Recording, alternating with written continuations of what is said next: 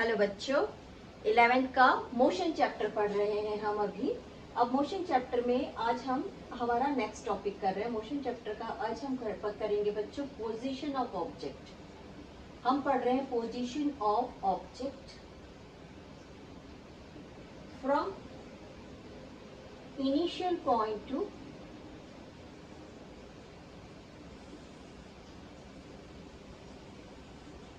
And point.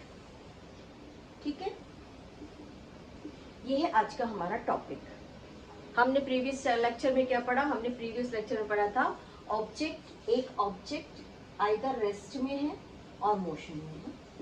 ठीक, ये observer के ऊपर डिपेंड करता है, ये इस ऑब्जर्वर के ऊपर डिपेंड कर रहा है। ठीक है, सेकंड हमने क्या पढ़ा? हमने साथ में पढ़ा बच्चों उस ऑब्जेक्ट की स्पीड पढ़ी हमने, और उस ऑब्जेक्ट का हमने पढ़ा एवरेज स्पीड, और तीसरा हमने पढ़ा इंस्टेंटेनियस स्पीड। साथ में जब हम रेस्ट और मोशन पढ़ रहे थे तब हमने पढ़ा था बच्चों हमारे 3 कोऑर्डिनेट्स में मोशन। अगर मोशन एक स्ट्रेट लाइन में है तो स्ट्रेट लाइन मोशन पढ़ा था। अगर हम मोशन इस 2 कोऑर्डिनेट्स के बीच में हो रहा है, अगर ये मोशन इस 2 कोऑर्डिनेट के बीच में है तो हमने उसको पढ़ा था प्लेन, मोशन इन प्लेन। ठीक, और अगर मोशन इन तीनों कोऑर्डिनेट्स के बीच में है, इन तीनों कोऑर्डिनेट्स के बीच में है तो उसको हमने कहा था 3 dimensional motion. Motion straight line को हमने कहा था काइनेमेटिक्स, इसको कहा था मोशन इन 2 डायमेंशन, इसको कहा था मोशन इन 3 डायमेंशन।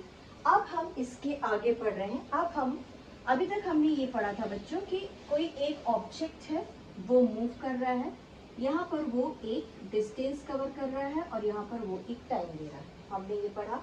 उसके बाद हमने उस मोशन को एक पॉइंट में समराइज किया, बहुत छोटे छोटे पॉइंट में लेना चालू किया, तो हमने उसको पढ़ा था इंस्टेंटेनियस मोशन। बट अब हम चालू कर रहे हैं कि ये जो ऑब्जेक्ट था वो यहाँ से यहाँ तक जब जाएगा तो ये क्या करेगा बच्चों? एक इनिशियल पॉइंट से एंड पॉइंट लेगा। हमको इस पॉइंट को अब रीड करना है, इस पॉइंट को और इस पॉइंट को रीड करना है कि इसे हम क्या कहते हैं। सेकेंड थिंग, इसके बीच का जो डिस्टेंस है ये 2 तरीके से लेते हैं और क्यों लेते हैं। तो आइए हम स्टार्ट करते हैं हमारा फर्स्ट पोजीशन वेक्टर। हमारा आज का फर्स्ट टॉपिक है पोजीशन वेक्टर। ठीक, अगर हमारे पास 2 कोऑर्डिनेट है, 2 कोऑर्डिनेट है, इट मीन्स हम फ्लैट सरफेस ले रहे हैं, हम एक फ्लैट सरफेस पे स्टडी कर रहे हैं, हम एक प्लेन पे स्टडी कर रहे हैं और हमारा ऑब्जेक्ट P पॉइंट पर है। तो हम क्या करते हैं, इसको P पॉइंट को जब हम ओरिजिन O से मैच करते हैं, मिलाते हैं, तो हम इसको उस ऑब्जेक्ट का पोजीशन बताते हैं कि वो किस पोजीशन पे है। ठीक, अब मैंने आप लोग को ये बताया कि ये हमारी अर्थ है और अगर आप स्पेस में हैं, अगर आप स्पेस में हैं तो ये ऑब्जेक्ट आपको मूव करती हुई दिखाई देगी। ठीक, मैंने आप लोग को ये बताया कि जब हम किसी ऑब्जेक्ट को देख रहे हैं वो आपके अकॉर्डिंग इस वक्त नॉर्थ डायरेक्शन में है और मेरे अकॉर्डिंग वो इस वक्त साउथ डायरेक्शन में है। तो सबसे पहले ये जो पोजीशन है, पोजीशन क्या बोलती है? पोजीशन ये बोलती है कि ये ऑब्जर्वर के ऊपर डिपेंड करती है। अब हम इसका डेफिनेशन करते हैं। अच्छा, ये तो मैं बता रही थी आपको कि ये जो अर्थ मूव कर रहा है, अगर ये व्यक्ति यहाँ से देख रहा है तो ये यहाँ पर जो टेबल है, यहाँ पर जो टेबल है ये मूवमेंट करता हुआ दिखाई देगा। लेकिन अगर आप उसी रूम में हैं, और अगर आप उसी रूम में हैं तो ये आपको रेस्ट कंडीशन में दिखाई देगा, यानी कि किसी ऑब्जेक्ट की पोजीशन ऑब्जर्वर के ऊपर डिपेंड करती है। Start with definition. Point number 1, the position of object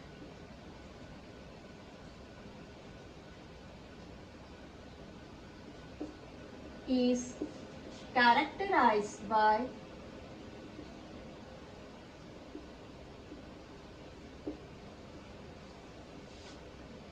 vector form, by vector is known as position vector.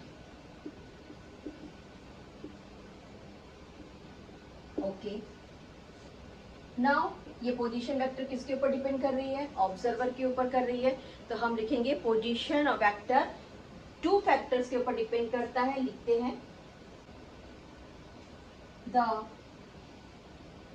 Position vector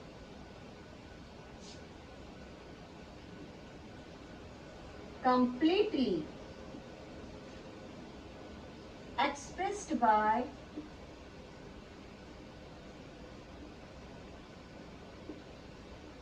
the two basic factor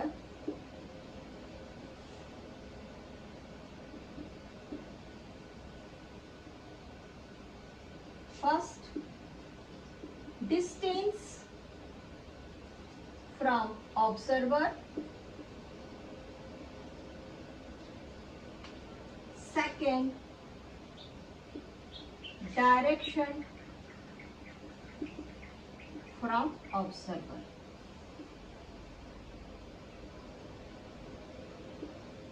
आइए अब हम पोजीशन वेक्टर को पढ़ लिए कि पोजीशन वेक्टर ये है। ये मेरे और आपके ऊपर डिपेंड कर रहा है कि मैं उसकी पोजीशन को कहाँ पे देख रही हूँ, कितने डिस्टेंस में देख रही हूँ और उसकी डायरेक्शन क्या है।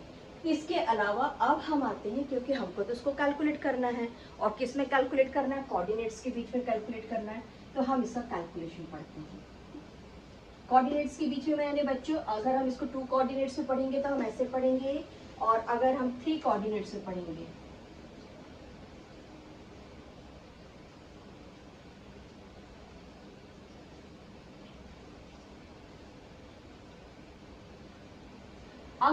अगर यहाँ पर, अगर आपका ऑब्जेक्ट यहाँ पर है तो हम इसको इस y, इस x और इस वाले z कोऑर्डिनेट के बीच में पढ़ेंगे। 3 डायमेंशन का मतलब यही होता है बच्चों, ठीक है ना। हमारा ऑब्जेक्ट कहाँ पर है बच्चों? एक बॉक्स है, खड्डा है, उसके पीछे वाले एज पे हमने यहाँ कोने पे लिया है इसको। देखो, फिर से देखो, ओके। और इसके बाद मैं आगे और बताती हूँ, जब हम डिस्टेंस पढ़ेंगे तो हम और इसको अच्छी तरीके से समझेंगे। तो आइए अब हम इसका कैलकुलेशन, पहले हम 2 कोऑर्डिनेट्स में इसका कैलकुलेशन करेंगे। हम इसको एक्स और वाई प्लेन पे, हम किस में कैलकुलेट कर रहे हैं बच्चों? हम इस प्लेन पे कैलकुलेट कर रहे हैं, जहाँ पे ये हमारा वाई है और ये यहाँ पर एक्स है। तो लिखते हैं, आइए, consider a point. Commonly point को P से ही शो करते, तो हम क्यों छोड़े भाई, हम भी P ही लेके घूमेंगे। Consider a point P between 2 coordinates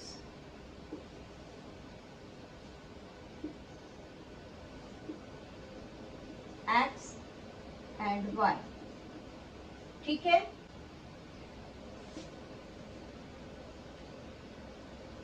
ये रहा हमारा y कोऑर्डिनेट और ये रहा हमारा x coordinate, and this is known as our point P।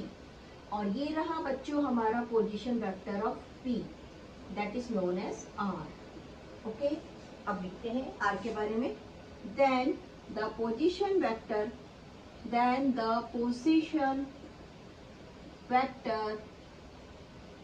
R is represented by the sum of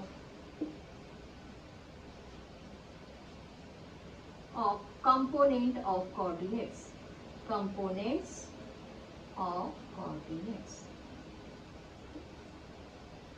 अब बताइए, x का कंपोनेंट्स कौन था बच्चों? x का कंपोनेंट्स था I, और y का कंपोनेंट कौन था? y का कंपोनेंट था j। यहाँ पे हमने पढ़ा है ना ये वाला, कि नहीं पढ़ा है? सॉरी, जेड नहीं, जे है, आई जे के पढ़ा है ना कंपोनेंट्स, ठीक, ओके। और पोजीशन वेक्टर कौन बता रहा है बेटा? पोजीशन वेक्टर आर क्या कह रहा है कि आप अलोंग द कोऑर्डिनेट्स, जो उनके कंपोनेंट्स है उसका सम हमारा पोजीशन वेक्टर होगा। नाउ हमारा थर्ड पॉइंट, जिसको हम पढ़ते 3 कोऑर्डिनेट्स में, if the coordinates are x, y, z, where our position of object P found. चलिए P कहाँ पे बच्चों, P अभी यहाँ पे है और हम ले रहे हैं पोजीशन वेक्टर, हमारा नेक्स्ट कोऑर्डिनेट Z। ठीक है, आप इसको बॉक्स में बनाकर देखिए। इसको हम वर्ड प्रॉब्लम से करेंगे बच्चों, बहुत अच्छे से समझ में आएगा। ये वाला जो ऑब्जेक्ट है ये जा रहा है अगर आपके पास ईस्ट की तरफ, ये जा रहा है नॉर्थ की तरफ, ये जा रहा है साउथ की तरफ, ये जा रहा है वेस्ट की तरफ, तो आपका ये वाला कोऑर्डिनेट जा रहा है वेस्ट और साउथ की तरफ। ठीक है, यानी कि आपकी पोजीशन P वेक्टर्स को अब मैं कैसे रीड करूंगी बच्चों, इस P पोजीशन वेक्टर को जो यहाँ से, जो इस पॉइंट से P पोजीशन वेक्टर है वो इस तीन कोऑर्डिनेट के बीच में, ऐसा करते हैं, ऐसे तीन लाइन ले लेते हैं और बीच में कोऑर्डिनेट्स को शो कर देते हैं। ठीक, P found, then position vector R, position vector R equals to x का कंपोनेंट I, सम हो गया y का कंपोनेंट j और k का component sorry x y z का कंपोनेंट k।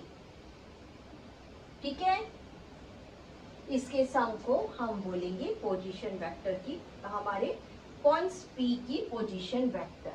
हमारा आज का फर्स्ट टॉपिक कंप्लीट हुआ। हमने टॉपिक में क्या पढ़ा बच्चों, हमने टॉपिक में ये पढ़ा है कि अगर कोई ऑब्जेक्ट प्लेन में है, हमने उसे कैलकुलेट करना है ओरिजिन से, तो उसका डिस्टेंस, ओरिजिन को हम क्या बोल रहे हैं बच्चों, अभी इस वक्त हम बोल रहे हैं ऑब्जर्वर।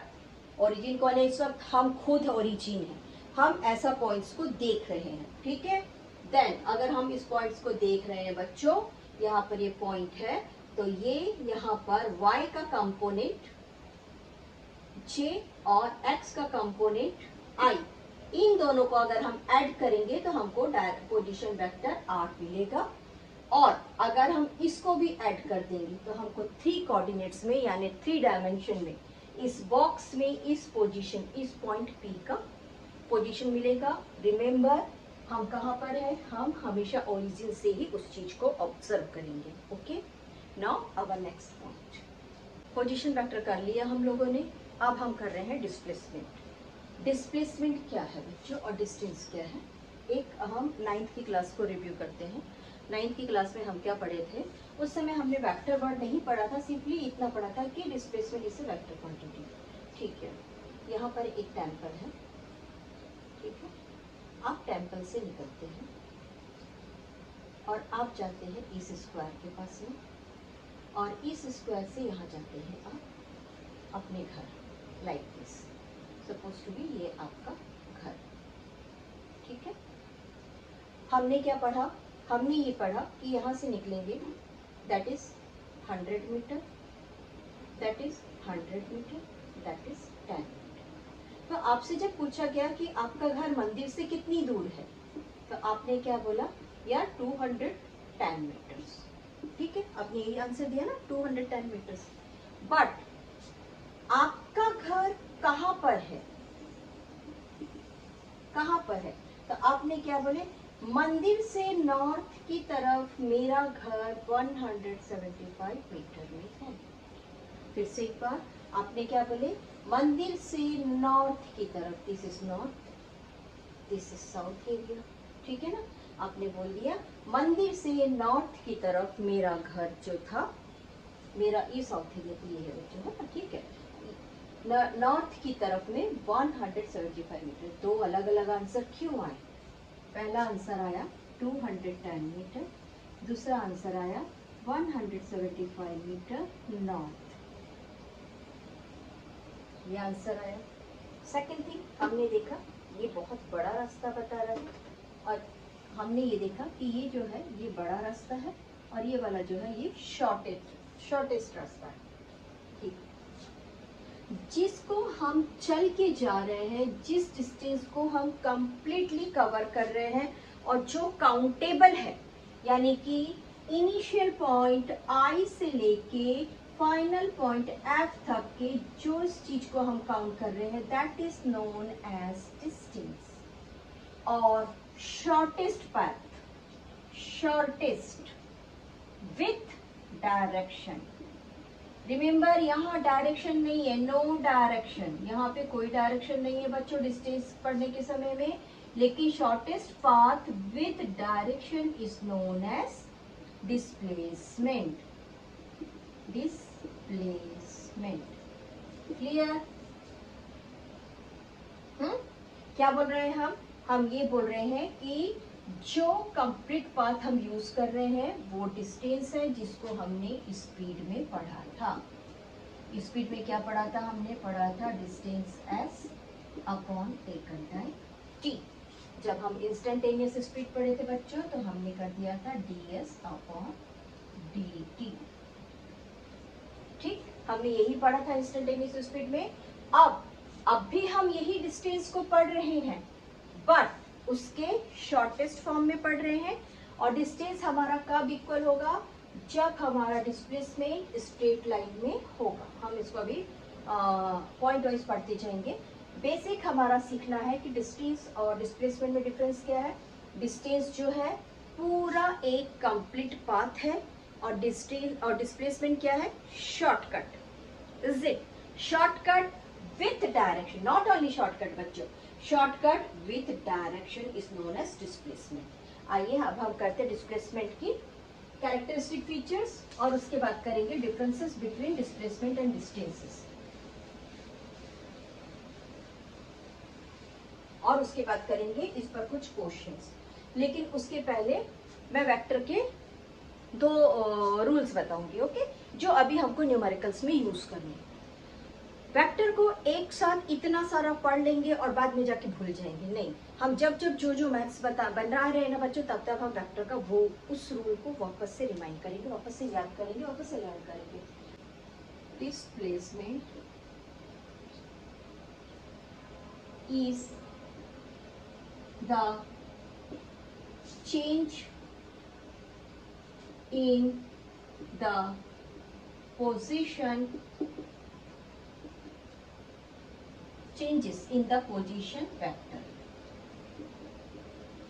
मैंने आपसे अभी बताया ना, ये भाई मैं हूं ऑब्जर्वर और मैंने देखा मेरा ऑब्जेक्ट P इनिशियल कंडीशन में था और दूसरा ऑब्जेक्ट जो था Q जो था वो फाइनल कंडीशन में था। This is initial and this is final.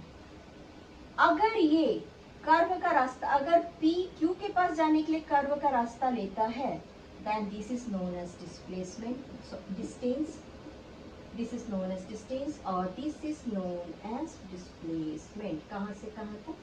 P से लेके Q तक, ये वाला जो था बच्चों ये था displacement।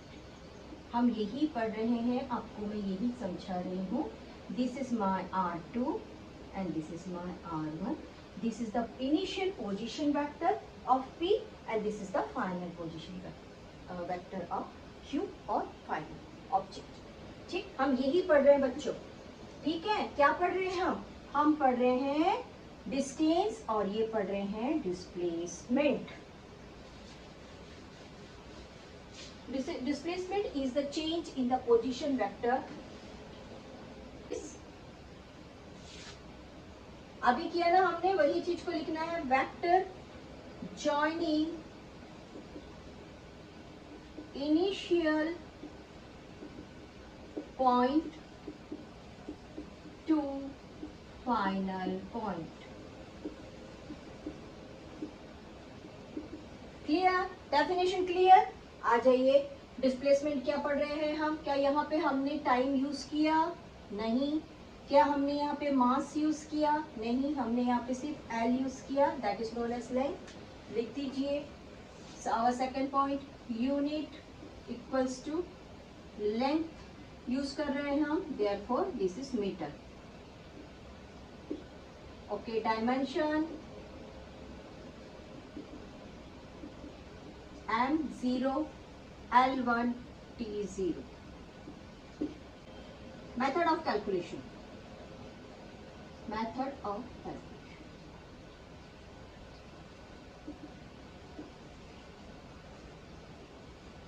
look, this is your 3 dimension, done. This is your initial point P, this is your final point. Write down P equals to initial point, Q equals to final point, and PQ is our displacement. Where are our viewer? Observer कहाँ बैठा है? Observer यहाँ से देख रहा है भाई ये कितना डिस्प्लेसमेंट हुआ, ये हो गया इतना डिस्प्लेसमेंट, डन।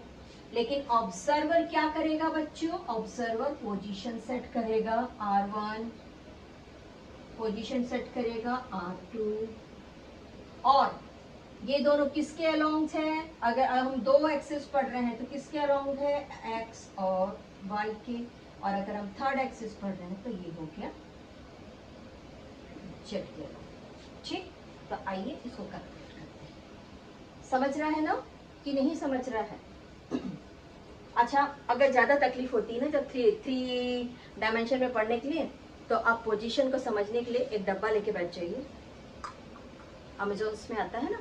ठीक, और उसके बाद आप किसी एक कॉर्नर को सोचिए कि ये मैं हूँ और यहाँ से मैं इस ऑब्जेक्ट को देख रहा हूँ या देख रही हूँ। उस समय में आप जब ऐसे R1 और R2 वेक्टर्स बनाएंगे तो आपको समझ में आएगा कि आप 3 डायमेंशन में, यानी कि आप इस बेस पे पढ़ रहे हैं बच्चों। जब भी डाउट हो उस बॉक्स को बना के देख लीजिए कि आप अगर यहाँ पर हैं और आपका ऑब्जेक्ट यहाँ पर है या यहाँ पर है, जहाँ पर भी है, अगर आप इसको ऐसे कैलकुलेट कर रहे हैं तो कहाँ पर कैलकुलेट कर रहे हैं?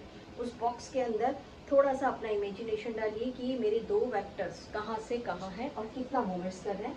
You can very well calculate this one.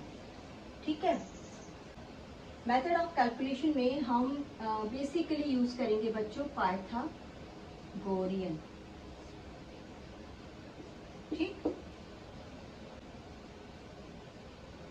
the displacement in this figure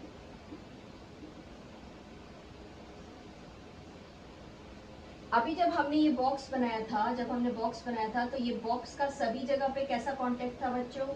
90 degree था, इसलिए हम पाइथागोरियन पे हैं। ये बनाने का तरीका ऐसा है कि दिखे उसी तरीके से दिखे, बट ये सोच लीजिए कि ये जो आप देख रहे हैं वो ऐसा रहेगा। ठीक, यहाँ से ये 90 डिग्री, ये 90 डिग्री और ये 90 डिग्री, इसलिए पाइथागोरियन थ्योरम। और दूसरा चीज ये चल रहा है आपका x कोऑर्डिनेट्स, y कोऑर्डिनेट्स और z कोऑर्डिनेट्स, यानी कि इसके कंपोनेंट्स कौन है? I, J, K। K components है, हम वेक्टर्स में पढ़ रहे हैं कि हमारे पास ये 3 कंपोनेंट्स से आ रहे हैं। दूसरा चीज हम पाइथागोरियन पढ़ रहे हैं। पाइथागोरियन का क्या है बताइए? पाइथागोरियन क्या कहता है बच्चों? हाइपो का स्क्वायर इक्वल्स टू बेस का स्क्वायर प्लस हाइट का स्क्वायर, है ना। ठीक, क्योंकि अब हम डायरेक्शन पढ़ रहे हैं। रिमेंबर, हम पढ़ रहे हैं डायरेक्शन पढ़ेंगे ना बच्चों, तो सीधी सी बात है, ये नॉर्थ, ये साउथ, ये ईस्ट, ये वेस्ट। अगर मेरा ऑब्जेक्ट यहाँ पर है ना बच्चों, तो वो उसको हम बोलेंगे नॉर्थ ईस्ट में है। ठीक है ना। अगर ऑब्जेक्ट मेरी यहाँ पर है तो इसको बोलेंगे ईस्ट, पहले ईस्ट साउथ में। ठीक है ना, ऐसे बोलेंगे यहाँ पर, क्योंकि हम डायरेक्शन पढ़ रहे हैं और डायरेक्शन पढ़ने के समय हमारा कौन अलावा आ जाता है बीच में? हमारा बीच में आ जाता है ट्रिग्नोमेट्री। ट्रिग्नोमेट्री में आप बताइए साइन मीन्स क्या होता है और कॉस मीन्स क्या होता है? बेसिकली साइन, कॉस और टैन ही हम यूज करते हैं। साइन होता है हमारा परपेंडिकुलर बाय हाइपोटेनियस, कॉस होता है बेस अपॉन हाइपोटेनियस, और ये होता है परपेंडिकुलर अपॉन बेस। ठीक है ना। अब हमारे इस डायग्राम में कौन सबसे ज्यादा यूज में आ रहा है? हमारे इस डायग्राम में आ रहा है बच्चों, पहला तो हमारा एक एक्स बेस आ रहा है जिसको हम ले रहे हैं पोजीशन वेक्टर के फॉर्म में, और दूसरा हमारा आ रहा है हाइपोटेन्यूज। तो हम यहाँ पे क्या लगा लेंगे बच्चों? यहाँ पे हम लगा लेंगे अपना कॉस थीटा की वैल्यू। ठीक है ना। ये तो मैंने आप लोग को समझाने के लिए पाइथागोरियन थ्योरम बताया था। आइए अब हम फाइंड करते हैं हमारा P Q as a position vector. My P Q is as a position vector, position vector या फिर डिस्प्लेसमेंट वेक्टर। इस वक्त वो डिस्प्लेसमेंट है, ठीक है। इसको ओ ले लें, ठीक। क्या बना बताइए?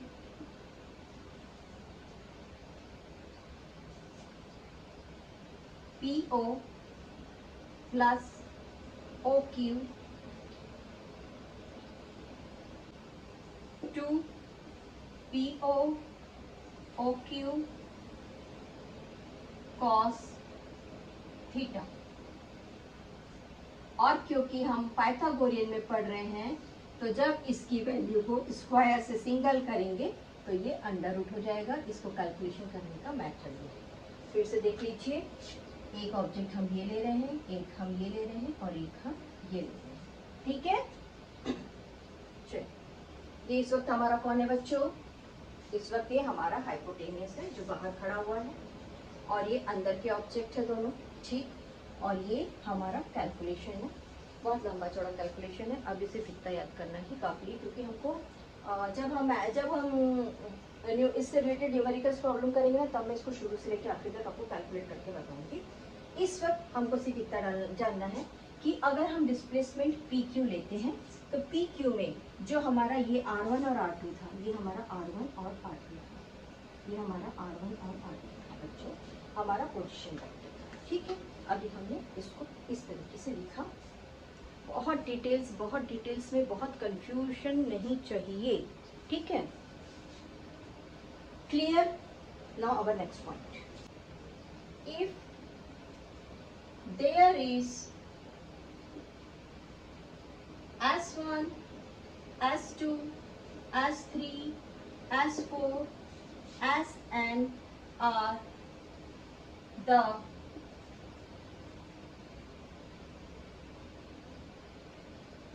part of displacement, total displacement, part of total displacement,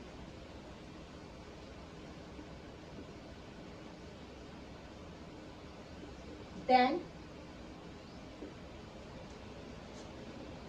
total displacement is calculated as the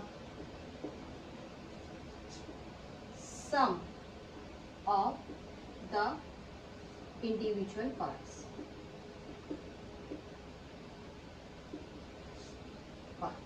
ठीक है बच्चों, चलिए कर लें इसको। Displacement equals to S1, S2, S3, they all are individual vectors, dot dot dot dot dot Sn। हमको अभी displacement में इतना ही पढ़ना था। अब हम इसको डिस्प्लेसमेंट में थोड़ा सा और ज्यादा कैरेक्टरिस्टिक्स फीचर्स करेंगे by the comparison with distance, ठीक। आइए अब हम करते हैं कंपैरिजन विथ डिस्टेंस।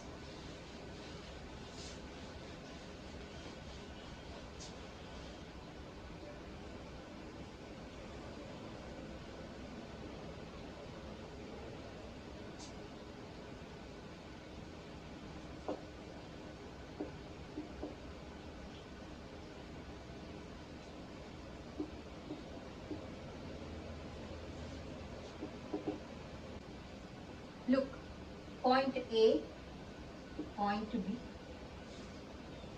अगर इस तरीके से चल के गया, किस कोई व्यक्ति है, पहले यहाँ इनसे मिला, इनके घर गया, ठीक है, फिर यहाँ से ऐसा गया, एक काम निपटा लिया उसने, और उसके बाद वो इस जगह पर वापस इस जगह पर आया। अब इसको तो हमने नाम दे दिया डिस्टेंस, और इसको हमने बोल दिया डिस्प्लेसमेंट। तो डिस्प्लेसमेंट क्या है बच्चों? नेचुरली हम नंबर से बताएंगे यूनिट के साथ में, तो हम उसको लिखेंगे magnitude.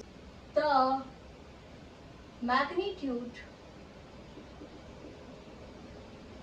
Of displacement is the minimum और shortest.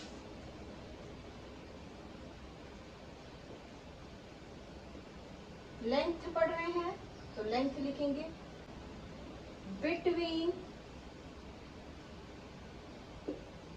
The 2 point initial and final point.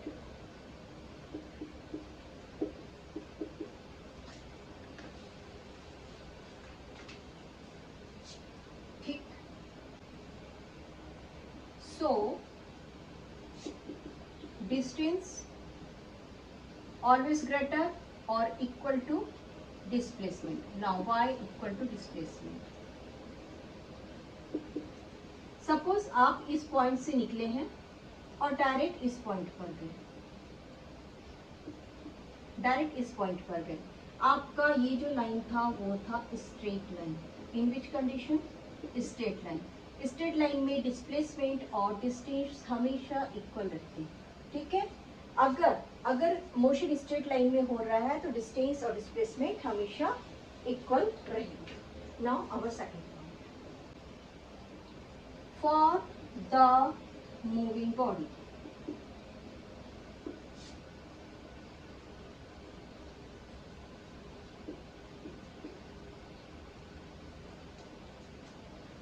मैंने बनाया क्योंकि डिस्प्लेसमेंट पढ़ रही हूं तो मेरा बन गया डायरेक्शन। नाउ फ्रॉम दिस, ठीक है। एक ऑब्जेक्ट है, यहाँ पर है, थोड़ा सा नॉर्थ की तरफ जाता है, ओके, देन ईस्ट की तरफ जाता है, ठीक है। चलो हम इसको लेते हैं 10 मीटर, इसको ले लेते हैं 5 मीटर, एंड देन साउथ की तरफ जाता है 20 मीटर्स। ठीक, इस कंडीशन में जब हम किसी चीज को कैलकुलेट करते हैं बच्चों, तो हम कैसे कैलकुलेट करते हैं? हम कैलकुलेशन हमेशा करते हैं फाइनल माइनस इनिशियल, तब हमको बीच का डिफरेंस मिलता है ना। हमको बीच का डिफरेंस ऐसे मिलता है। ठीक, आइए दूसरे तरीके से करते हैं। जब आप चले थे तब आप 3 मीटर पे थे, एक रास्ता है यहाँ पर 3 मीटर लिखा हुआ था, ठीक। और जब आप पहुंचे तब आप 30 मीटर पर पहुंचे, तो आपने इन दोनों के बीच में डिस्टेंस किस तरह कैसे फाइंड किया बेटा? 30 माइनस 30 से फाइंड किया बच्चों आपने, ऐसे ही फाइंड किया ना। इट मीन्स फाइनल से आप इनिशियल जा रहे हैं, है ना। तो जब आप यहाँ पर इस तरीके से कैलकुलेट करते हैं तो ये वाला जो पोर्शन मिलता है, जो हम डायरेक्शन से चल रहे हैं, वो हमको निगेटिव मिलता है। सीधी सी बात है, ग्राफ पे भी देखेंगे तो हम उसको तो नेगेटिव जोन पे आ गए, this is our minus Y area, ठीक। तो ये हमको नेगेटिव मिल गया। तो हम, और अगर हम जब इसको कैलकुलेट करेंगे, टोटल डिस्टेंस को कैलकुलेट करेंगे, तो डिस्टेंस कितना आ रहा है हमारा? 10 + 5 + 20 आ रहा है, ठीक। और अगर हम डिस्प्लेसमेंट को कैलकुलेट करेंगे तो हमारा डिस्प्लेसमेंट कितना आ रहा है बच्चों? हमारा डिस्प्लेसमेंट आ रहा है 30। और डिस्प्लेसमेंट कितना आ रहा है? डिस्प्लेसमेंट हमारा आ रहा है ये, ठीक है ना। This is our displacement. और ये जो टोटल आया था, ये हमारा था डिस्टेंस। तो हम यहाँ पे ये बोल सकते हैं कि हमारा डिस्प्लेसमेंट नेगेटिव हो सकता है। यस, हमारा डिस्प्लेसमेंट, ऑब्जेक्ट का डिस्प्लेसमेंट नेगेटिव हो सकता है। For the moving body distance never be negative, never be negative, but displacement may be 0 or negative, sorry, है ना।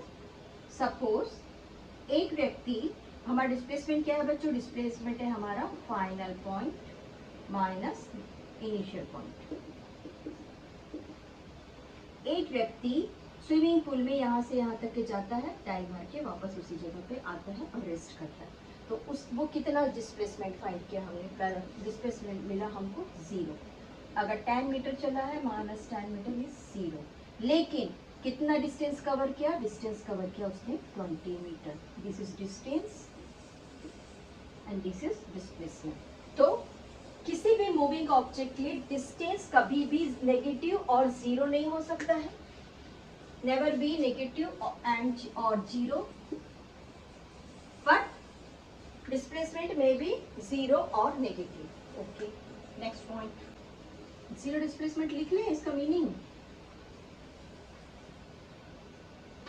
Zero displacement means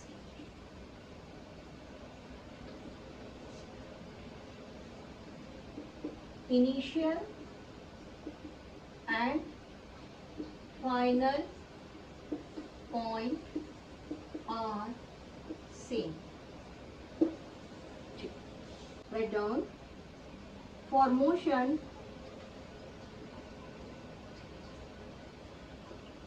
between 2 points,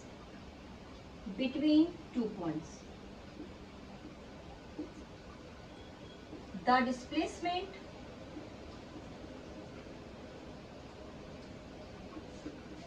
should be single value।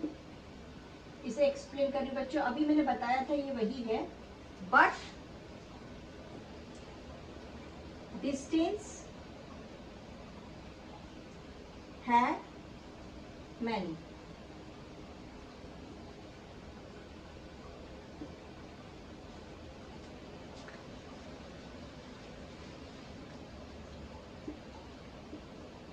Object यहां से चलता है, यहां जाता है और यहां आ जाता है। This is displacement has single value and distance has many values. Clear? हमारा next point number 4,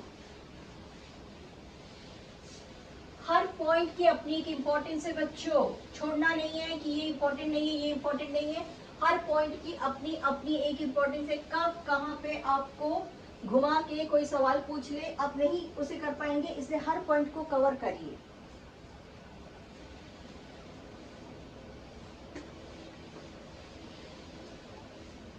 number 4,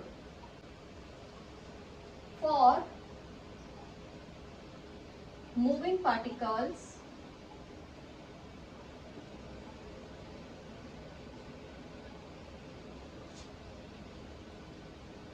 the distance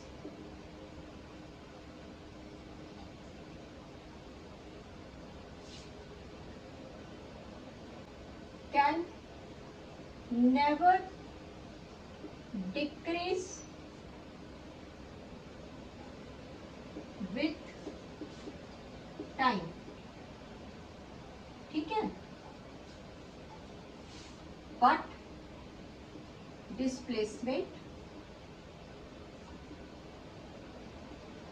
can decrease with time। That is, object is moving towards the initial point। Let's check. This is initial point,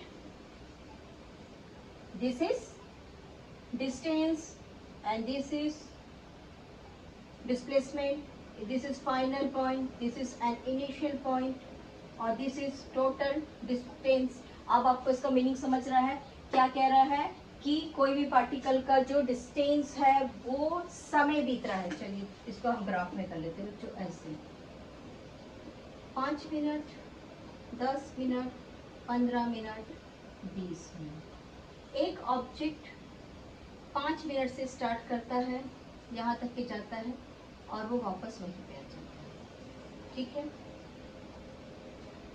जब हम displacement use करते हैं, इसका हमारा next topic रहेगा, next episode में हम उसे बनाएंगे। This is velocity. अब यहाँ पे थोड़ा सा कैलकुलेट कर लेते हैं बेटा। बच्चों, वेलोसिटी का मीन्स होता है, velocity means displacement upon time. ठीक, और स्पीड का मीन्स होता है डिस्टेंस अपॉन टाइम। अगर ऑब्जेक्ट टोटल अगर ऑब्जेक्ट 100 मीटर मूवमेंट्स किया है तो इसका वैल्यू क्या आ जाएगा 100 मीटर, ठीक 100 मीटर। और उसने कितना टोटल टाइम लिया, अब हम उस टोटल टाइम को ऐसे कैलकुलेट करेंगे।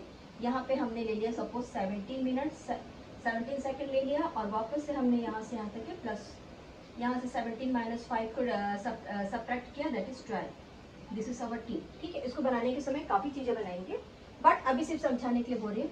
टाइम तो हम कैलकुलेट कर लेंगे, यहाँ पे हमने टाइम कैलकुलेट कर लिया 90 मिनट, बट यहाँ पर हमारा आंसर जब वेलोसिटी कैलकुलेट करने जाते हैं तो नेचुरल डिस्प्लेसमेंट 0 आ गया, और यहाँ पर अगर वो 19 मिनट्स लिया भी है तो भी आपका वेलोसिटी 0 हो गया, यानी कि डिस्प्लेसमेंट 0 था।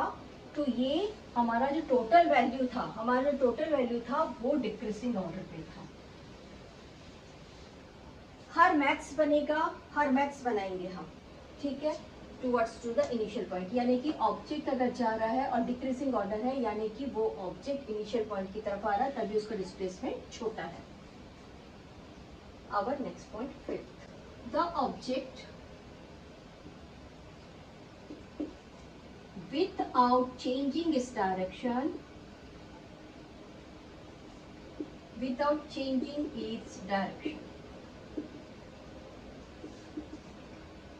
move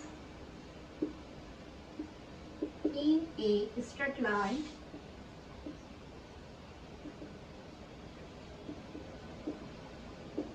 is the object without changing its direction move in a straight line, then its displacement and distance found equal.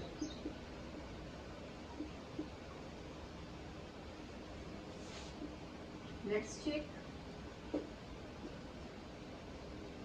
Object बिना किसी चेंज के स्ट्रेट लाइन में नॉर्थ ईस्ट डायरेक्शन में चल रहा है, तो डिस्प्लेसमेंट से, डिस्टेंस से, अगर ऐसा चलता थोड़ा नॉर्थ थोड़ा साउथ, तो डिस्टेंस अलग आता, डिस्प्लेसमेंट अगर आता, लेकिन स्टेट, और अगर मान लो यहाँ तक के जाने के बाद वापस डायरेक्शन चेंज करता, विदाउट चेंजिंग डायरेक्शन लिखा हमने, तो यहाँ पे डायरेक्शन अगर चेंज करता तो हमारा डिस्प्लेसमेंट हमको चेंज मिल जाता। बट इस कंडीशन में एक ही डायरेक्शन में है और स्ट्रेट लाइन में चल रहा है, उस कंडीशन में डिस्प्लेसमेंट और डिस्टेंस हमेशा इक्वल्स मिलेंगे।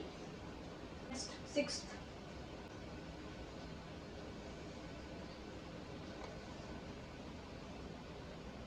this is my R1, this is my R2. What is it? These are position vector of particle number A and particle number B. Suppose A अपनी जगह से चलना चालू करता है और थोड़ा सा जिग जैग मूवमेंट करता है बच्चों, ठीक है, थोड़ा सा जिग जैग मूवमेंट कर देता है। इसको थोड़ा और बढ़ा दो क्या? यस, बढ़ाने से ज़्यादा अच्छा है ना, थोड़ा सा जिग जैग मूवमेंट कर देता है। नो, ऐसा नहीं लेते हैं, इसको ले लेते हैं ऐसा, थोड़ा गोल घूम के आया, ठीक है, okay.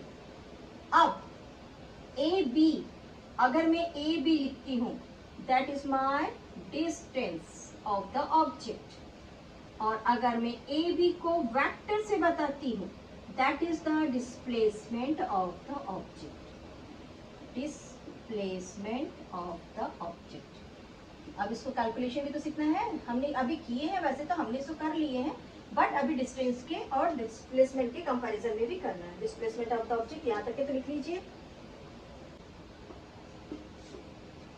If the initial position vector is R1, RA कर ले, चलिए RA और RB कर लेते हैं, RA and final position vector is RB, then displacement vector, what is it? AB, AB arrow equals to RA, B से ये आ रहा है बच्चों, तो B माइनस A, बड़े से छोटा हम फाइंड करेंगे। एक काम कर लेते हैं, यहाँ पर मैं एक पॉइंट P भी ले लेती हूँ, point P P P P। Okay, ये हमने लिख लिया, ये हमारा 6th था ना, इसी में कंटिन्यू कर लीजिए यहाँ से। And A P B is distance S। Clear? That's differences over. अब हमने डिफरेंसेस कंप्लीट किया है, इसको B माइनस ए क्यों किया, फाइनल माइनस इनिशियल। अब हम पढ़ रहे हैं बच्चों, दो वेक्टर पढ़ेंगे जिसको हमको न्यूमेरिकल्स में यूज करना है। ये इसी से रिलेटेड वेक्टर पढ़ेंगे बच्चों, हम इसी से रिलेटेड वेक्टर पढ़ेंगे। ओके, ये वेक्टर अभी हमारा और आज के हमारे जो 3-4 न्यूमेरिकल्स रहेंगे वो डिस्प्लेसमेंट और डिस्टेंस के कैलकुलेशन के ऊपर रहेंगे। हम आज स्पीड, वेलोसिटी वगैरह कुछ भी नहीं पढ़ेंगे, आज हम पढ़ेंगे सिर्फ डिस्प्लेसमेंट और डिस्प्लेसमेंट से रिलेटेड क्वेश्चंस। लगभग सारे कवर करेंगे। इसके अलावा बाहर से क्वेश्चन नहीं है कुछ भी। बाहर से कुछ क्वेश्चन है तो ज़्यादा से ज़्यादा डिजिट चेंज होंगे, नॉर्थ की जगह साउथ यूज होगा, ईस्ट की जगह वेस्ट यूज होगा। बट जब भी हम कोई टॉपिक पढ़ रहे हैं, आप लोग जब पढ़ना चालू करें तो एक चीज़ देखिए कि जब भी आप कोई टॉपिक पढ़ रहे हैं ना, उसका डेफिनेशन है, उसका यूनिट है, उसकी डायमेंशन है, और साथ में उसके ऊपर डिपेंड, अगर वो किसी से रिलेटेड है तो डिफ्रेंसिएशंस करना है, उसको अलग अलग डिफरेंसेस बताना उनके बीच का, और साथ में हमको उसके ऊपर हायर साइड में 5 to 8 क्वेश्चंस करना है, ओनली 5 to 8 क्वेश्चन। इसी 5 to 8 क्वेश्चन के ऊपर 100 क्वेश्चंस डिपेंड कर रहे हैं। हम basic 5 to 8 questions her topic पे बनाएंगे, और जो 100 और 1000 क्वेश्चंस हैं वो इनके ऊपर डिपेंड कर रहे हैं। सिर्फ नाम बदल दिया जाएगा, पर्सन की जगह कार लिख दिया जाएगा, कार की जगह ट्रक और ट्रेन लिख दिया जाएगा, डिजिट बदल दिया जाएगा, डायरेक्शन बदल दिया जाएगा। अभी हम क्योंकि रेसिस्टेंस वगैरह कुछ नहीं पढ़ रहे हैं, हम सिर्फ मोशन पढ़ रहे हैं, तो हो सकता है मोमेंट इन वाटर बोल दे, मोमेंट इन एयर बोल दे, मोमेंट इन स्पेस बोल दे, जो भी बोल दे, हमारे बेसिक क्वेश्चंस वही रहेंगे। आइए हमारा नेक्स्ट वेक्टर, वेक्टर के 2 number topic, magnitude of resultant vector and direction of resultant vector.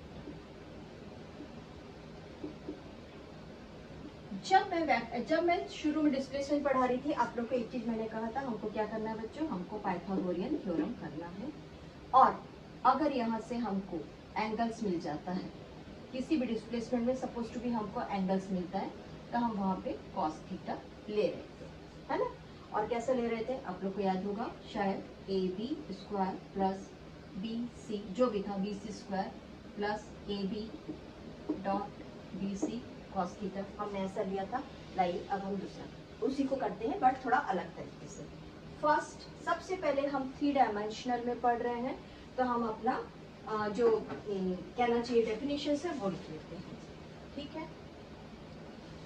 सबसे पहले हम इसे 3 डायमेंशन में पढ़ रहे हैं, तो आइए लिखते हैं, इन 3-dimensional geometry, the resultant of multiple vector is found by summing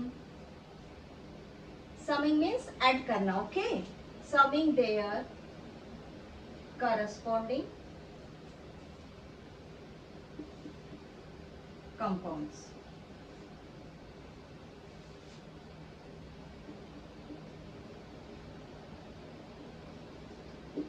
ठीक, अब सेकंड लिख लेते हैं। कौन से मेथड से हमको इनको ऐड करना बच्चों, हमको करना था इनको, अभी फिलहाल हमको इनको ऐड करना था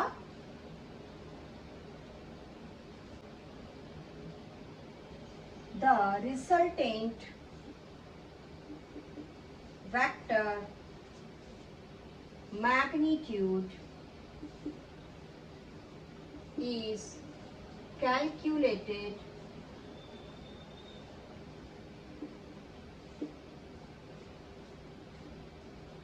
using the Pythagorean theorem in 3 dimensions.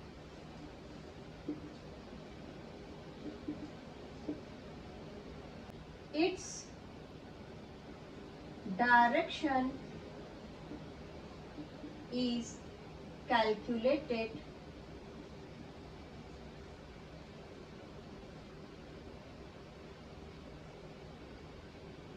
using the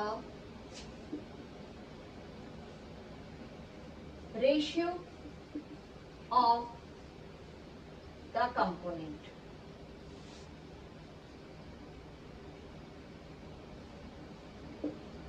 ठीक, हम करते हैं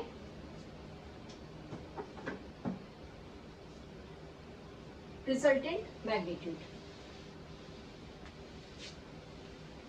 मैग्नीट्यूड ऑफ रिजल्टेंट वेक्टर. हमारा 4th point, magnitude of resultant.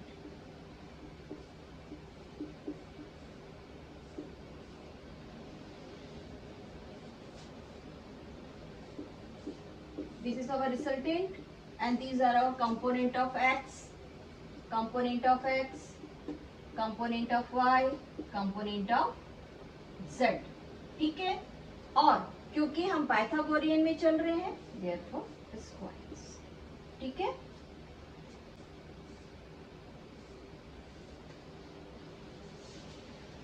our 5th point क्या था? Its direction is calculated using ratio.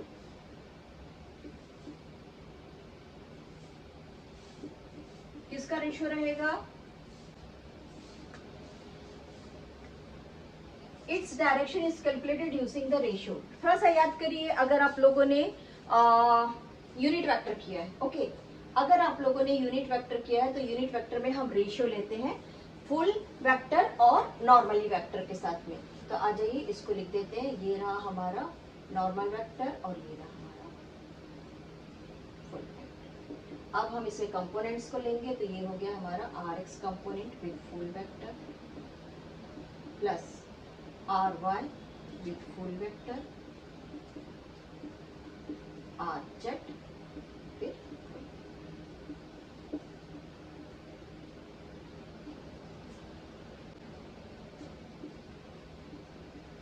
ठीक है, अभी हम इसके ऊपर तो न्यूमेरिकल्स नहीं कर रहे हैं. हमारे सारे न्यूमेरिकल्स, कुछ न्यूमेरिकल्स इसके ऊपर है, कुछ न्यूमेरिकल्स रीजन बेस्ड है कि कैसे करना है, क्या करना है. हम अब करते हैं, इसके बाद न्यूमेरिकल्स स्टार्ट करते हैं. बहुत ज़्यादा नहीं, 4-5 न्यूमेरिकल्स करेंगे. ओके, पहले आप क्वेश्चन लिखिए. ए बॉडी 6 मीटर नॉर्थ, इसको अंडरलाइन करिए बच्चों, 6 मीटर नॉर्थ. ठीक है, ए बॉडी मूव्स लिख दो बच्चों, मैंने मूव्स लिखा दूरी पर. A body moves 6 meter north. ठीक, this is my north, this is south, this is east, this is west. ठीक, 8 मीटर ईस्ट, 8 मीटर ईस्ट. एक बॉडी जो है नॉर्थ की तरफ गई और 8 मीटर ईस्ट की तरफ गई, इसको अंडरलाइन करिए. And 10 metre vertically upwards. This is vertically upward. ठीक, this is horizontal. ओके, ये तो हम सबको पता है. बट वर्टिकली अपवर्ड को यहाँ से अभी हम देखेंगे. Upward, what is the resultant vector? We move 6 metre north. एक बॉडी यहाँ पर थी, ये 6 मीटर नॉर्थ चली थी. This is 6 metre up to north. ठीक, 8 metre east, then 8 metre east. ठीक है ना, 8 मीटर ईस्ट. आइए हम दूसरा पेन लेते हैं बच्चों, आप इसको काफी अच्छे से हम समझेंगे. ये है हमारा पॉइंट, मैंने थोड़ा सा हटा के लिखा 0 से. नाउ सबसे पहले ये जो ऑब्जेक्ट था ये चला गया 6 metre north, 6 metre north. Then वो इस फ्रेम पे अलोंग द वाई था, ये अलोंग द वाई था और ये अलोंग द एक्स आ गया। लुक एट हियर, हमने दो कंपोनेंट्स यूज कर लिया, एक एक्स कंपोनेंट्स और एक वाई कंपोनेंट्स, ये अलोंग द वाई आ गया। ठीक, remember this is our z components, है ना, तीन कंपोनेंट्स है ना, एक्स वाई जेड। अब क्या हो रहा है, यहाँ पर जब ये ऑब्जेक्ट आया तो वो हमसे क्या कह रहा है, ऑब्जेक्ट आने के बाद ऐसा अपवर्ड आ रहा है, यानी अपवर्ड वो किसकी तरफ चल रहा है बच्चों, लुक एट हियर, अपवर्ड वो किसकी तरफ आ रहा है, जेड की तरफ वो आ रहा है। जेड कहाँ पे है, जेड यहाँ पे है। एक बॉक्स को इमेजिन करिए और उसके बाद देखिए, बट अभी हम यहाँ पे क्या पढ़ रहे हैं, अपवर्ड जा रहा है, इतने से इस डायरेक्शन में जा रहा है। ठीक, कितना जा रहा है अपवर्ड, वो अपवर्ड जा रहा है 10 मीटर। अब उसका इनिशियल पॉइंट ये था बच्चों, और वो अपवर्ड जो है वो जेड की तरफ ऐसा आया है, जेड की तरफ जब वो ऐसा आया तो डिस्प्लेसमेंट क्या हो गया, इनिशियल पॉइंट से अपवर्ड का एंड पॉइंट। जहाँ पे अपवर्ड आया, ये यहाँ पे जो अपवर्ड आया है 10 मीटर, ये हो गया उसका इनिशियल और फाइनल पॉइंट। क्लियर और नॉट क्लियर, आई होप आपको समझ में आ रहा है। एक एल प्लेटफॉर्म ले लीजिए, एक एल प्लेटफॉर्म ले लिया हमने, और उसके बाद ये जो ऑब्जेक्ट है टुवर्ड्स मी और टुवर्ड्स यू, जो थर्ड रहेगा वो टुवर्ड्स यू और टुवर्ड्स मी, दो में से किसी एक जगह पे अपवर्ड्स डायरेक्शन में आया है। ठीक है ना। नाउ अब हम इसको हमारे फॉर्मूला में कैलकुलेट करते हैं। What is our formula, our formula resultant vector r यानी कि displacement resultant vector r equals to Pythagorean theorem R1 plus R2 plus R3। 1 कौन है हमारा x का कंपोनेंट, 2 कौन है y का कंपोनेंट और 1 कौन है z का कंपोनेंट, और सभी हमारे स्क्वायर्स फॉर्म में है। कैलकुलेट कर लीजिए, पहला कौन था 6 square, second 8 square, third 10 square equals to 36, 64 plus 100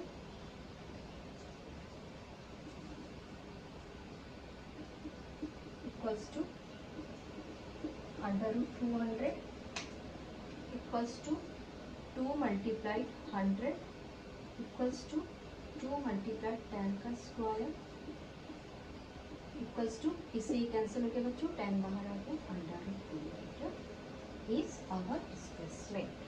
That is your answer. अब आप लिख सकते हैं the displacement from initial point is 10 under root 2 meter.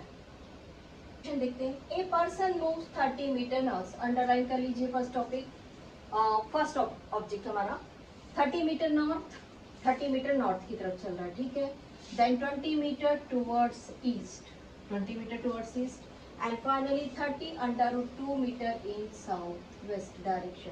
The displacement of the person from origin will be, first of all object यहाँ से initial point है, ये जा रहा है 30 मीटर, नॉर्थ आ गया, नॉर्थ की तरफ आया, नाउ ईस्ट की तरफ आ रहा है 20 मीटर्स आ गया।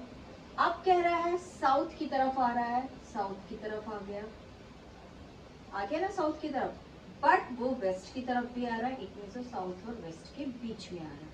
कहाँ पे आ रहा है बच्चों, साउथ और वेस्ट के बीच में। फिर से देखिए, ये था वेस्ट और ये था साउथ, और वो हमारा ऑब्जेक्ट आ रहा है लाइक दिस, यानी वो यहाँ पर जब इनके सेंटर में आ रहा है तो हमारे हिसाब से 45 डिग्री बना रहा है। पहले ही दिमाग में सारी चीज़ों को कर लो, क्योंकि डिस्प्लेसमेंट पढ़ रहे हो, आपको डायरेक्शन भी नोटिस करना है। ठीक, क्लियर। अब ये अगर आपका इनिशियल पॉइंट था और वो यहाँ तक के पहुँचा है, it means A B C, और ये हम रख देते आइदर डी और ओ, ओरिजिन, तो में से कोई एक पॉइंट हम रख देते।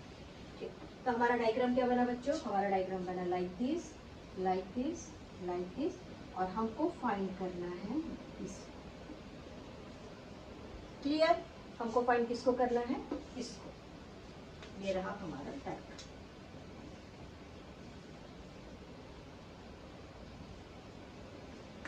चलिए आइए सॉल्व करना चालू करते हैं। फर्स्ट ऑफ ऑल जो हमको दिया है उसको हम नोटिस कर लेते हैं सॉल्व करते करते। ठीक, हमको गिवन दिया है ऑब्जेक्ट मूव्स 30 मीटर नॉर्थ, ठीक, उसको आप लिख दीजिए ऑब्जेक्ट मूव्स 30 मीटर नॉर्थ। फिर आप सेकंड लिख दीजिए ऑब्जेक्ट मूव्स 20 मीटर ईस्ट, इसको लिख दीजिए। फिर लिख दीजिए ऑब्जेक्ट मूव्स 330 अंडर रूट 2 इन साउथ वेस्ट। तो गिवन आपको लिखना है, अच्छा चलिए लिख लेते हैं। Object moves towards north 30 meter, object moves towards east 20 meters, object moves towards west south, southwest south पहले जाना बच्चों, साउथ वेस्ट। गिवन लिख लिया। आपको ये ऐसा दिख रहा है और अगर ये ऐसा दिख रहा है सपोज, ठीक है, अगर मान लो ये साउथ की तरफ जा रहा है तो आपको साउथ कंपोनेंट्स कौन मिल रहा है यहाँ पे, हमको यहाँ पे साउथ कंपोनेंट कौन मिल रहा है बच्चों, और अगर ये वेस्ट की तरफ जा रहा है तो आपको वेस्ट कंपोनेंट्स कौन मिल रहा है,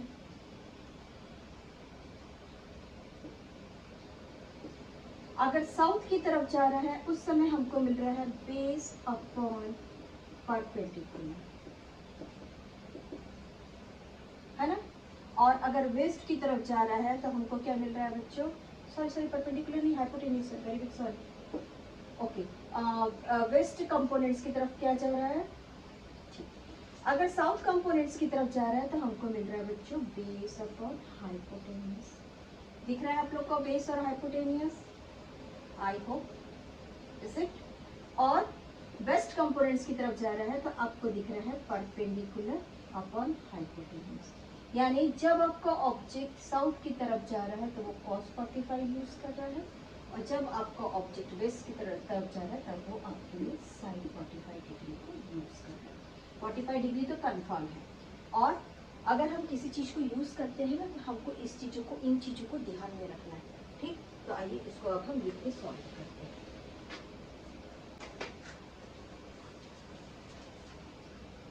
the south component is 30 under root 2 at 45 degree। Same to same लिख लीजिए बच्चों, the west component is 30 under root 2 at 45 degree। Clear है ना, इतना चल रहा है साउथ की तरफ और इतना चल रहा है, इतना ही चल रहा है साउथ की तरफ और इतना ही चल रहा है वेस्ट की तरफ, ओके।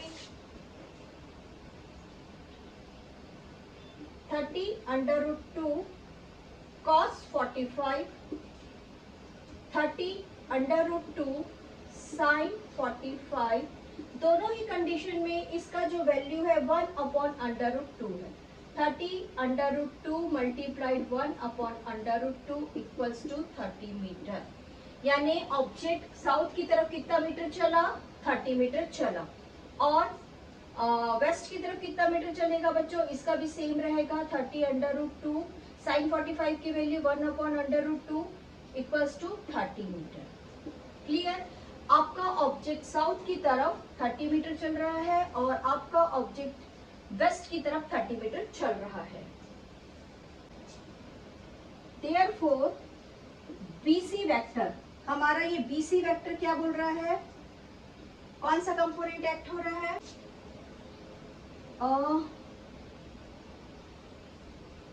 वेस्ट की तरफ जा रहा है, इट मीन्स एक्स कंपोनेंट काम कर रहा है, that is I.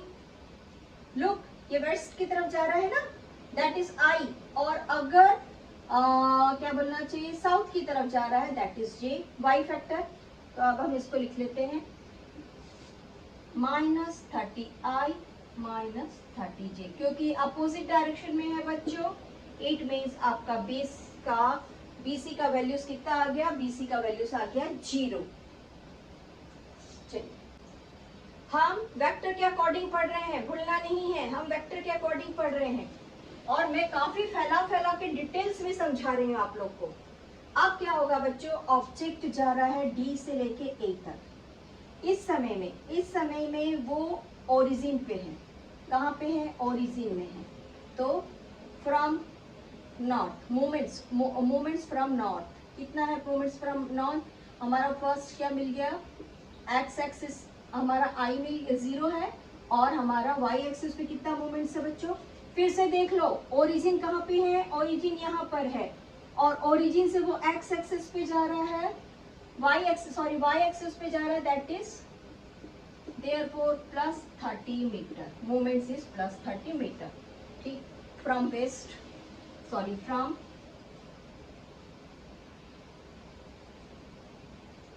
To the north to the east. South और वेस्ट फाइंड कर चुके हैं हम।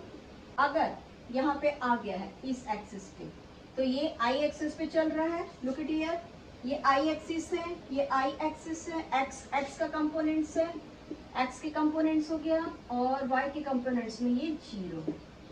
तो ये कितना मोमेंट्स लिया बच्चों, ये लिया 20 मीटर मोमेंट्स ले लिया। ठीक है, नेक्स्ट, समझ में आ रहा है ना, हम किसके अलोंग पढ़ रहे हैं, हम इसके अलोंग पढ़ रहे हैं। आई हमारा यहाँ पे, जे हमारे यहाँ पे, अभी हम के का पढ़ नहीं रहे हैं, के का अभी हम नहीं पढ़ रहे, फाइनल में करेंगे। ये दोनों क्लियर है। नाउ हम नॉर्थ और साउथ का फर्स्ट, इसके पहले इरेज करके नॉर्थ और साउथ को कर चुके हैं,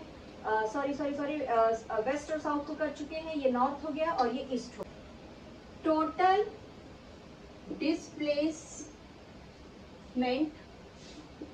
from north to south, south का कितना निकला था, 30 मीटर, याद आया, there is 30 metre minus 30 metre equals to 0। फिर से आ जाइए, टोटल डिस्प्लेसमेंट फ्रॉम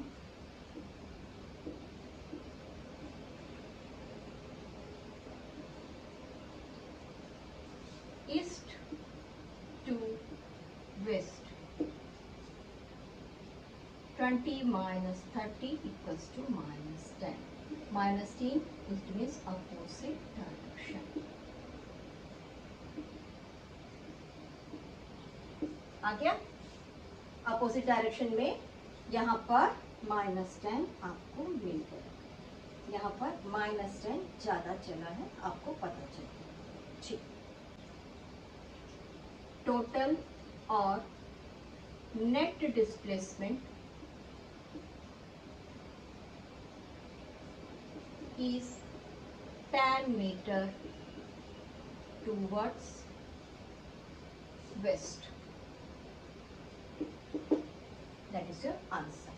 चलिए, a person moves 30 meter north, 20 meter towards east, 20 meter towards east. इसको हमने लिया x का कंपोनेंट, इसको हमने ले लिया y का कंपोनेंट, और साउथ और वेस्ट में बच्चों हमने इसको ऐसा फाइंड किया, ये यहाँ पर साउथ में जाने के समय 45 डिग्री बना रहा था, हमने लिया इसको कॉस का 45 डिग्री के साथ में वैल्यू, और वेस्ट में जाने के लिए जो एंगल्स बना रहा था उसको ले लिया हमने साइन का 45 वैल्यू। साइन और कॉस का वैल्यू लेने पे हमारे पास इसका मोमेंट्स मिला, इस डायरेक्शन पे 30 और इस डायरेक्शन पे 30। ठीक, और दोनों का ही कैलकुलेशन रिजल्टेड ये था। ठीक है, और हमने जब ओवरऑल कैलकुलेशन किया, ओवरऑल कैलकुलेशन में नॉर्थ टू साउथ मूवमेंट्स जो था, नॉर्थ टू साउथ मूवमेंट्स था, वो कैंसिल हो गया। ये हमारा था नॉर्थ से साउथ मूवमेंट, ये हमारा कैंसिल हो गया, यानी कि ऑब्जेक्ट साउथ की तरफ नहीं गया। ऑब्जेक्ट जब हमने वेस्ट की तरफ निकाला तो वेस्ट की तरफ में ऑब्जेक्ट 10 मीटर टूवर्ड्स वेस्ट गया, 45 डिग्री बनाते हुए, टूवर्ड्स वेस्ट गया 45 डिग्री बनाते हुए। That is your answer. कई बार आपको डायरेक्ट पूछ सकता है कितना डिग्री बना रहा है जाने के लिए, तो आप बता दीजिए 45 डिग्री, आप इसको यहाँ पर फाइंड कर सकते हैं।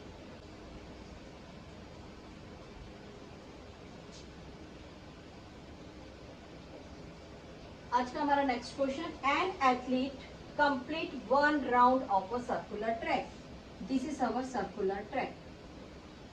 ओके, सपोज एथलीट यहाँ से दौड़ना स्टार्ट करता है, ठीक है, ओके, विथ आर रेडियस, ठीक, इन 40 सेकेंड्स, ये था आपका रेडियस आर। डन। और वो यहाँ से यहाँ तक वापस आने में कितना मिनट ले, कितना सेकंड्स ले रहा बच्चों, वो ले रहा है 40 seconds. That is your time.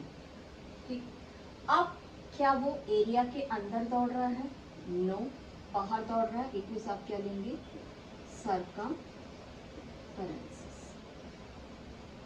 Of circle, that is 2 pi r. अगर वो एरिया के अंदर रहता that will be area of the circle pi square r. But अभी हमको ये नहीं लेना है, हमको लेना है ये। ठीक है,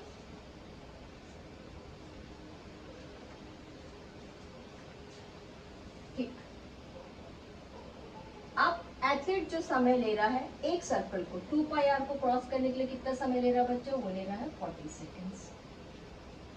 बट अब हमारा क्वेश्चन क्या है? डिस्प्लेसमेंट बताइए अगर 2 मिनट 20 सेकंड के बाद वो किस जगह पर रहेगा। चेक करते हैं। Total timing equals to 2 minute plus 20 seconds, that is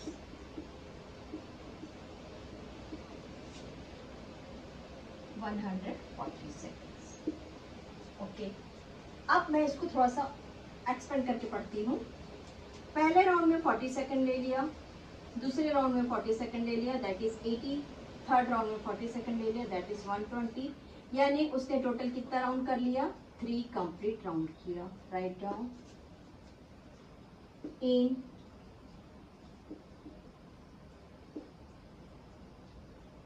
athlete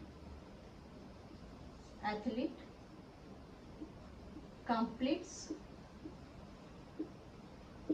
3 round and half round। देखिए, अगर यहां से यहां तक आने में उसे 40 मिनट्स लगा, इट मींस इतना जगह क्रॉस करने के लिए कितना मिनट लगेगा, कितने सेकंड्स लगेंगे? 20 सेकंड्स लगेंगे। ठीक, it means 3 multiplied by 1/2 rounds. इतने ही राउंड लिया उसने। ठीक, अब हम इसको कैलकुलेट करें। Displacement equals to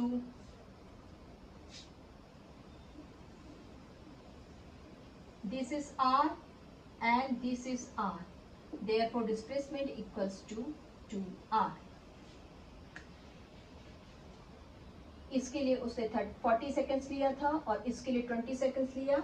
Displacement in 20 seconds equals to in last 20 seconds, आप last लिखते हैं, last 20 seconds, that is 2r, that is your answer।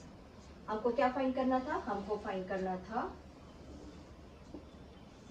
Athlete का डिस्प्लेसमेंट। अगर ये r है और वो यहाँ से स्टार्ट किया है तो उस हमको फाइंड करना था बच्चों यहाँ तक का मोमेंट्स, ए से बी तक, ए से लेके बी तक के आने में उसने कितना डिस्टेंस कवर किया? उसने एक पूरा कंप्लीट डायमीटर लिया।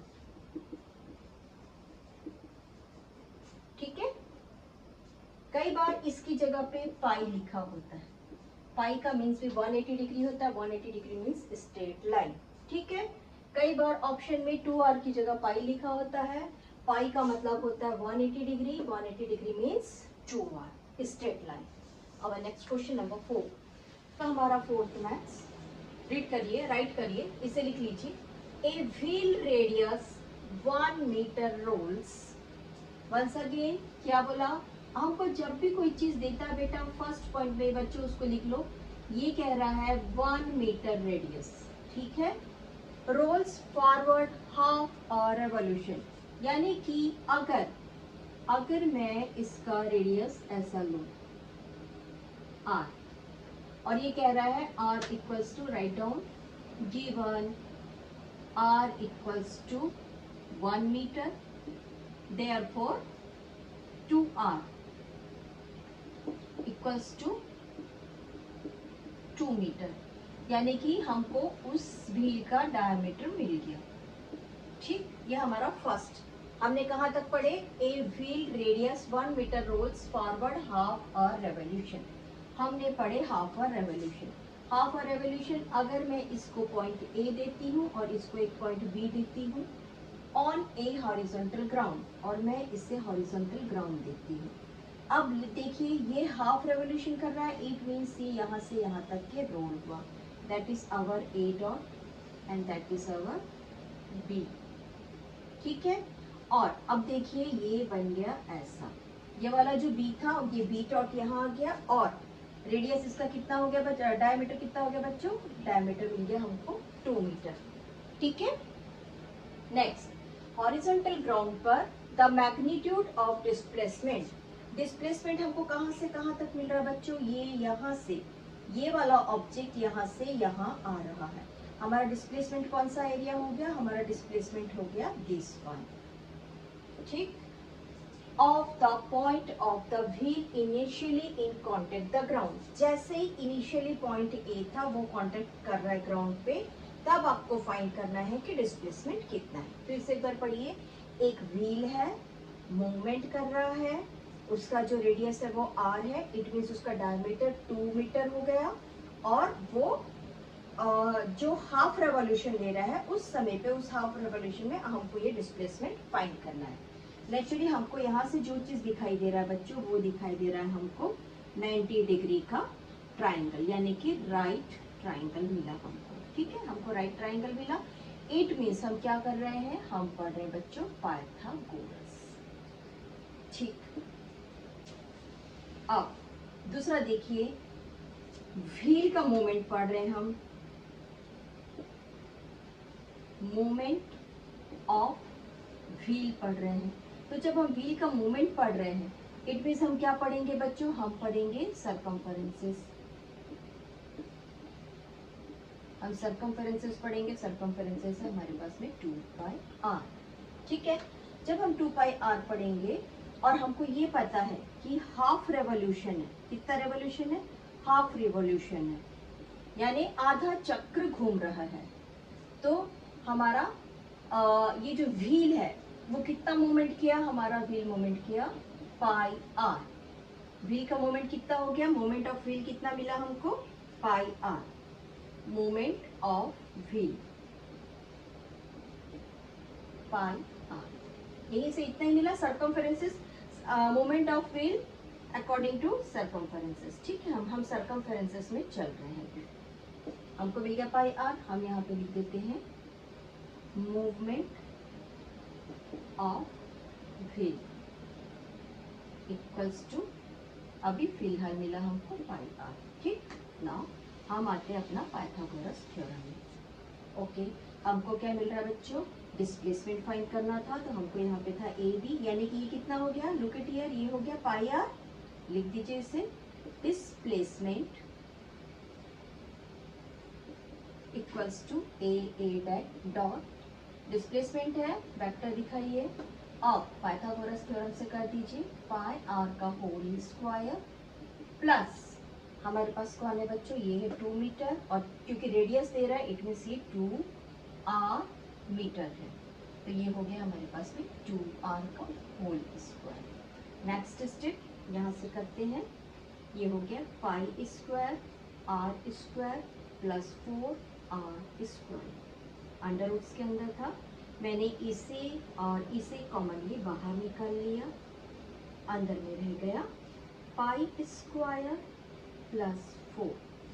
रिमेंबर मेरा r का वैल्यू क्या है, मेरा r का वैल्यू 1 मीटर है, therefore a dash displacement equals to, r बाहर निकल गया जिसका वैल्यू 1 था, और अंदर में रह गया under root pi square plus 4। Our answer is third one. ठीक है, चलिए नेक्स्ट क्वेश्चन करते हैं। आइए question, the question is the 3 initial and final position, this is initial and this is final बच्चों। ठीक है,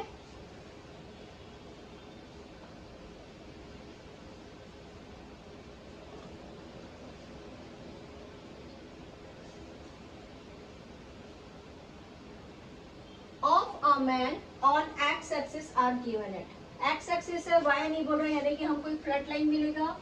आइए हम यहाँ पे कर लेते हैं 1 2 3 4 5 6 7 8 9 10, this is our 10, this is positive zone, 1 2 3 4 5 6 7 8 9 10. This is our -10.